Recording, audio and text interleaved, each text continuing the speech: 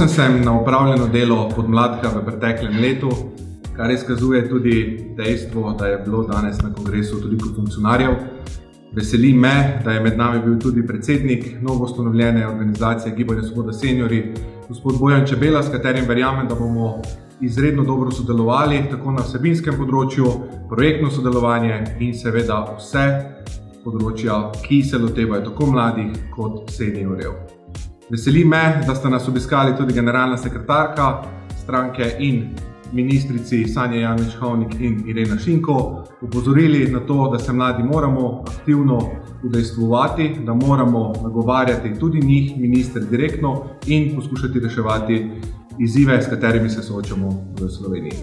Teden smo začeli z ustanovitvijo Gibanja Svoboda Seniorji. Zaključujemo ga s kongresom Gibanja Svoboda Mladih. To je tisto, kar potrebuje naša družba.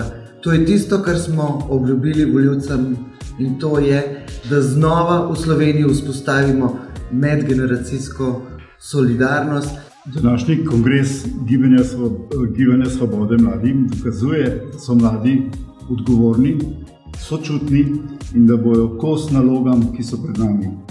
V svojem dejanju so ambiciozni, želijo si dela, želijo si uspeha in mislim, da bo sodelovanje iz Gibanja Svoboda Seniorji zgledno v vsej naši družbi. Kot privilegij jemljem možnost, da lahko z mladimi opravljam svoje delo. Eden prvih odborov, ki smo ga v Gibanju Svobode ustanovili in s katerimi smo začeli priprave na državnozborske volitve v letu 2022, je odbor za mladimi. Ves čas priprave tako na volitve, tako na državnozborske volitve kot na lokalne volitve smo skupaj z roko v roki delali z mladimi. Tega sodelovanja se zavedamo tudi na vladi.